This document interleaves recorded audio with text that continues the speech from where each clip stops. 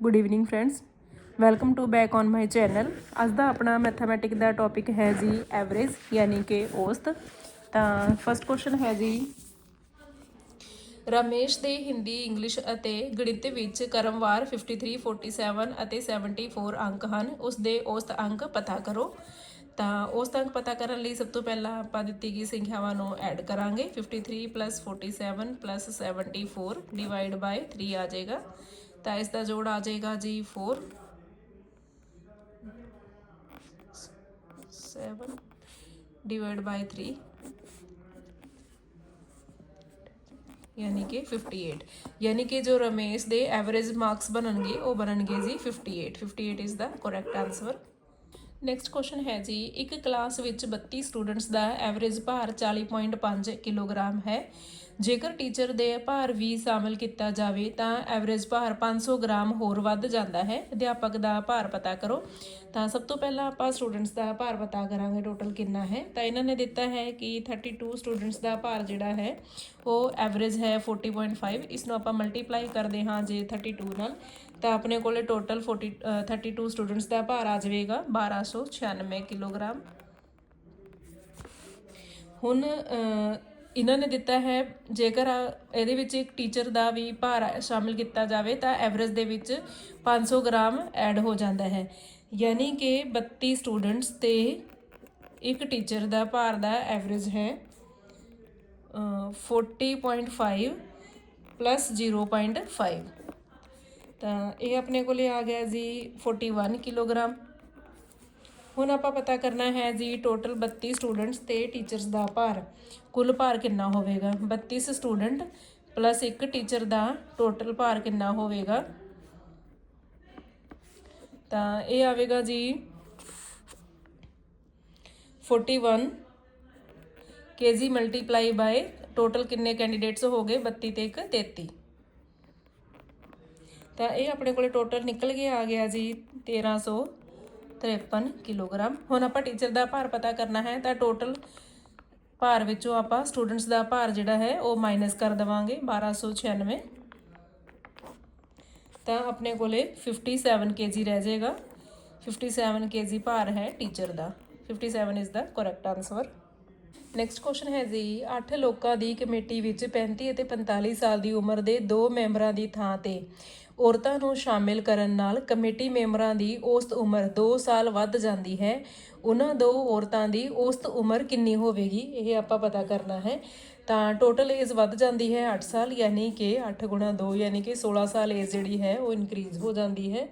तो दोनों इस्त्रियां की जी उम्र हैगी है वो है 35 + 45 + 16 यानी कि 96 साल। तो ये अपने को टोटल एज आ गई सारे मैंबरों की। तो आप डिवाइड कर देने हैं, एक औरत की एवरेज एज निकल जाएगी तो आ गई 48 ईयर। यानी कि दोनों इस्त्रियां की जेकर आप एवरेज एज की गल करिए दोनों औरतों की, तो दोनों औरतों की एवरेज एज होएगी 48 ईयर। नैक्सट क्वेश्चन है जी, पहले 9 अभाज्य संख्यावां का औसत की होगा। ए ऑप्शन है 9, बी है 11, सी है 11 सही 1/9 तो डी है 11 सही 2/9। तो इसनों आप फाइंड आउट करने सब तो पहला पहली 9 अभाज्य संख्यावां लिखांगे, यानी कि 2 + 5 sorry 3 + 5 + 7 + 11 + 13 + 17 + 19 + 23 divide by total number यानी कि 9। तो ये टोटल जोड़ करके आ जाएगा जी अपने को 0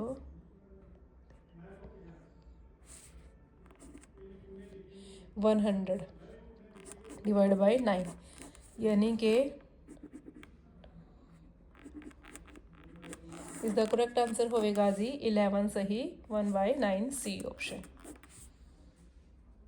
नैक्सट क्वेश्चन है जी, पहले 50 कुदरती संख्यावां का औसत कितना होगा। तो पहले 50 कुदरती संख्यावां का औसत पता करना हो तो इसका फॉर्मूला होंदा है जी n + 1 डिवाइड बाय 2।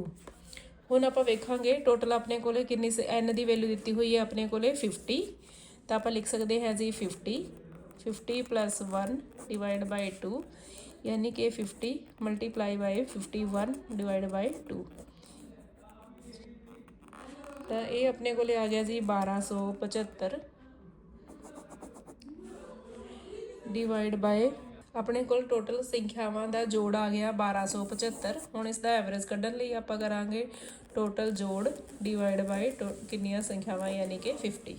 तो ये डिवाइड होके आ जाएगा जी 51/2 यानी कि 25.5 यानी कि D is the correct answer.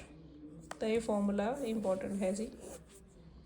Next question है 1 ਦੀ ਸਕੇਅਰ 2 ਦੀ ਸਕੇਅਰ 3 ਦੀ ਸਕੇਅਰ 4 ਦੀ ਸਕੇਅਰ 5 ਦੀ ਸਕੇਅਰ 6 ਦੀ ਸਕੇਅਰ 7 ਦੀ ਸਕੇਅਰ ਦਾ ਔਸਤ ਪਤਾ ਕਰੋ। ਤਾਂ ਇਸ ਲਈ ਫਾਰਮੂਲਾ ਹੋਏਗਾ ਜੀ n bracket n + 1 2 n + 1 divide by 6। n the value ਹੈ 7 यानी कि 7 7 + 1 2 7 + 1 डिवाइड बाय 6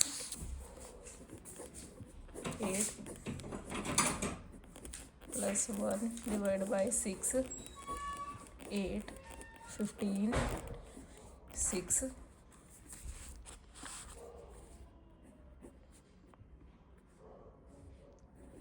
सॉरी यानी है जी 7 multiply by 8 multiply by 15 divide by 6 3 दूनी 6 3 5 15 2 चौके 8 4 5 20 20 गुना 7 7 दूनी 40 यानी कि टोटल वैल्यू आ गई संख्या दी 140।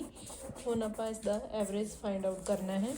तो एवरेज होएगा जी 140 डिवाइड बाय 7 0 यानी कि 20 इज़ द करैक्ट आंसर। भी आंसर आएगा इसका। तो सब तो पहला इसके लिए एक फॉर्मूला लगेगा n + 1 bracket 2 n + 1 divide by जिन्नी टोटल संख्या दी है 6। इत्थे n की वैल्यू अपने को है 7।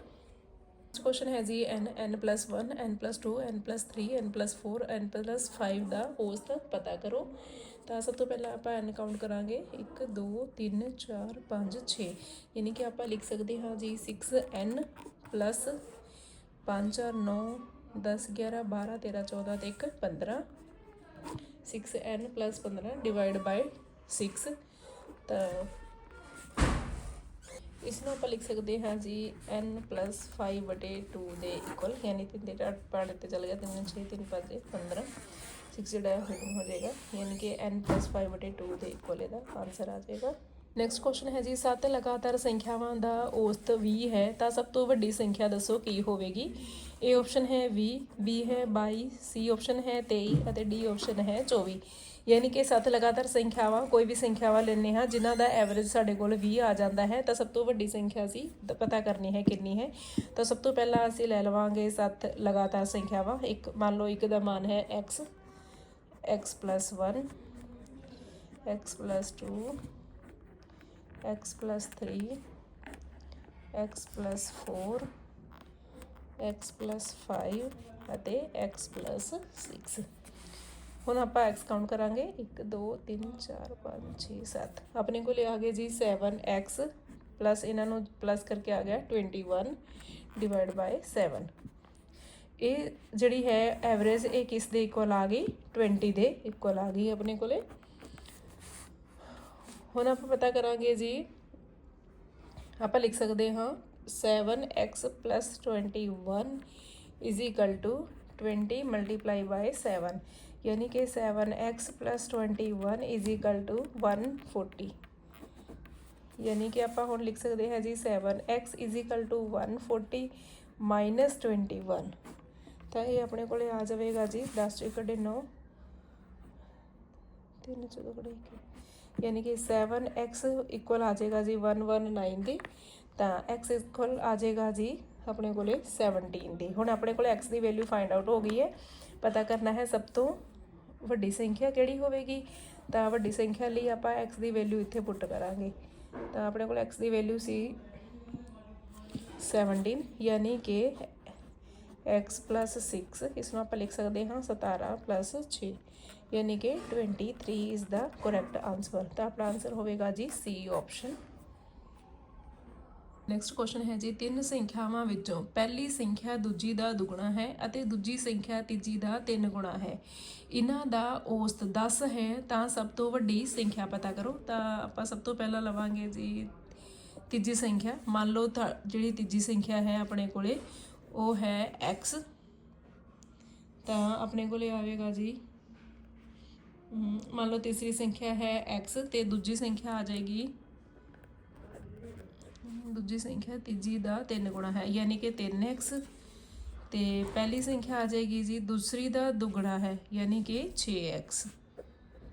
ਇਹ ਆਪਣੇ ਕੋਲੇ ਸੰਖਿਆਵਾਂ ਆ ਗਈਆਂ। ਹੁਣ ਆਪਾਂ ਇਸ ਨੂੰ ਸੋਲਵ ਆਊਟ ਕਰਾਂਗੇ। ਤਾਂ ਸਭ ਤੋਂ ਪਹਿਲਾਂ ਆਪਾਂ ਲਿਖਾਂਗੇ ਜੀ 6x + 3x + x ਯਾਨੀ ਕਿ 9 ਤੇ 1 10x।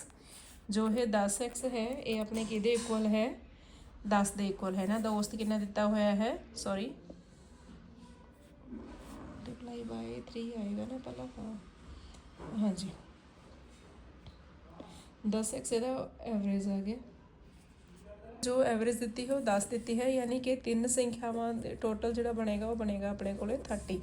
ਯਾਨੀ ਆਪਾਂ ਲਿਖ ਸਕਦੇ ਹਾਂ ਕਿ 10x ਜਿਹੜੀ ਵੈਲਿਊ ਹੈ ਉਹ ਆਈ ਹੈ ਆਪਣੇ ਕੋਲੇ 30 ਦੇ ਇਕੁਅਲ, ਯਾਨੀ ਕਿ x ਆਪਾਂ ਲਿਖ ਸਕਦੇ ਹਾਂ ਜੀ 30 / 10 ਯਾਨੀ ਕਿ 3 ਦੇ ਬਰਾਬਰ। ਹੁਣ ਆਪਣੇ ਕੋਲ x ਦੀ ਵੈਲਿਊ ਆ ਗਈ ਤਾਂ ਆਪਾਂ ਪਤਾ ਕਰਨਾ ਹੈ ਸਭ ਤੋਂ ਵੱਡੀ ਸੰਖਿਆ। ਤਾਂ ਸਭ ਤੋਂ ਵੱਡੀ ਸੰਖਿਆ ਕਿਹੜੀ ਹੈ, ਪਹਿਲੀ ਸੰਖਿਆ। ਤਾਂ ਲਿਖ ਸਕਦੇ ਹਾਂ ਜੀ 6 × 3, x ਦੀ ਵੈਲਿਊ ਪੁੱਟ ਕੀਤੀ ਇੱਥੇ ਆਪਾਂ, ਤਾਂ 6 × 18, 18 ਇਜ਼ ਦਾ ਕਰੈਕਟ ਆਨਸਰ। ਧੰਨਵਾਦ। ਅੱਜ ਲਈ ਬਸ ਇੰਨਾ ਹੀ, ਬਾਕੀ ਆਪਾਂ ਕੱਲ੍ਹ ਦੀ ਕਲਾਸ ਦੇ ਵਿੱਚ ਇਹੀ ਟੌਪਿਕ ਦੁਬਾਰਾ ਤੋਂ ਕੰਟੀਨਿਊ ਕਰਾਂਗੇ।